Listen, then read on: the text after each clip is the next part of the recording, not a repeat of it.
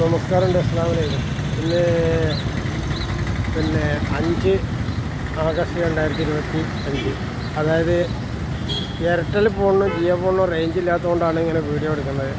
റേഞ്ചില്ല, അവർ പല കാര്യങ്ങളും പറയും, പക്ഷേ ഒരു മഴ പെയ്താൽ റേഞ്ച് ഉണ്ടാവില്ല. അതുകൊണ്ട് ഞങ്ങൾ പട്ടാമ്പിക്കാരൊക്കെ മാനസിക രോഗികളാണ് ഫുള്ളായിട്ടെന്ന് ഞാൻ പറയാറുള്ളതിൻ്റെ കാരണമാണ് ഈ റോഡ് ഇങ്ങനെ ആയിട്ട് ഒരുപാട് കാലമായി. ഇവിടെ റോഡ് പണി തുടങ്ങിയിട്ട് 7 കൊല്ലമായി.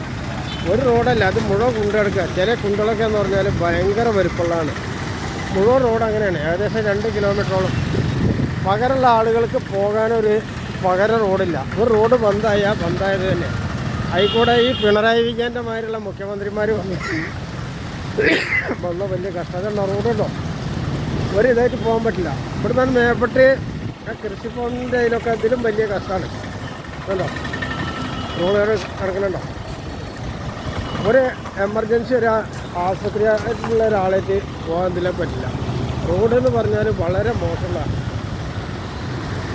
മാനസിക രോഗികളല്ലാന്ന് എങ്ങനെ പറയാം? കണ്ടോ ഇവിടുത്തെ വലിയ സംവിധാനം പിടിച്ചാണ് ഓരോ കുഴിയുണ്ടെങ്കിൽ വണ്ടികളൊക്കെ അരിച്ചിട്ടാൽ പോകുന്നത്. ഒരു പതിന സംവിധാനം ഇവിടെ ഇല്ല, ഒരു പാലില്ല, പിന്നെ ഒന്നും ചെയ്യാൻ ഇവിടെ കഴിയില്ല, ഒരാൾക്കും പറയാൻ കഴിയില്ല. ഇവിടെ വലിയ ഭരണം, വലിയ ചുറ്റുപാടൊക്കെ ഉണ്ട്.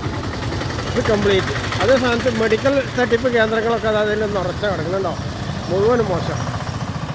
കണ്ടോ ഇത് പൊതുജനങ്ങളുടെ കാര്യങ്ങളെ കാണുന്നു. കണ്ടോ ഒരു കുഴീനെ മറികടന്നിട്ട് വേണം വരാൻ. ഒരാൾക്ക് ഇതിനെ നടന്നു പോകാൻ കഴിയില്ല. കണ്ടോ കംപ്ലീറ്റ് അങ്ങനെയാണ്. ഒന്ന് മാത്രമല്ല, ഈ തലക്കുന്ന തലവരെ പിടിക്കേണ്ടതാണ്. പക്ഷേ ഈ ഫോണിൻ്റെ കംപ്ലയിൻറ്റ് കാരണം കിട്ടുന്നില്ല. എൻ്റെ ഫോണിനല്ല കംപ്ലയിൻറ്റ്, നമ്മുടെ ഒരു ഫോണിനും റേഞ്ച് കിട്ടുന്നില്ല. അതായത് ഇവിടെ ഉള്ളത് ഫുള്ളായിട്ടും മാനസിക രോഗികളാണ്. അതാണ് ഒന്നും കിട്ടാതിൻ്റെ കാരണം. എല്ലാതും കംപ്ലയിൻ്റാണ്. മനസ്സിലായോ? ഓരോ വണ്ടിക്കാരുണ്ടല്ലോ. ഇവിടെ എത്ര വണ്ടികളുടെ തിരക്കുള്ളതാണ്. ഇതിലൊക്കെ ശരിക്ക് മുകളിൽ കൂടെ പിന്നെ 6 ട്രാക്ക് റോഡ് വേണം.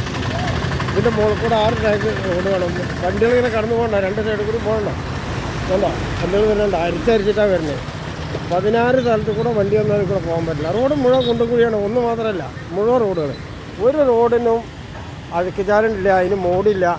അതുപോലെ ഒരു പിന്നെ PWD എഞ്ചിനീയർക്കും വിദ്യാഭ്യാസമില്ല, പിന്നെ കഴിവില്ല, യോഗ്യത ഇല്ല.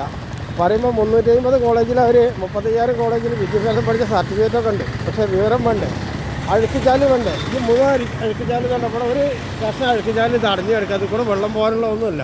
കാരണം ഒരു അഴുക്കുചാലിൻ്റെ മോള് നേരെ ഉണ്ടാക്കിയിട്ടില്ല, ഒരു മുനിസിപ്പാലിറ്റി വന്നിട്ടുമില്ല.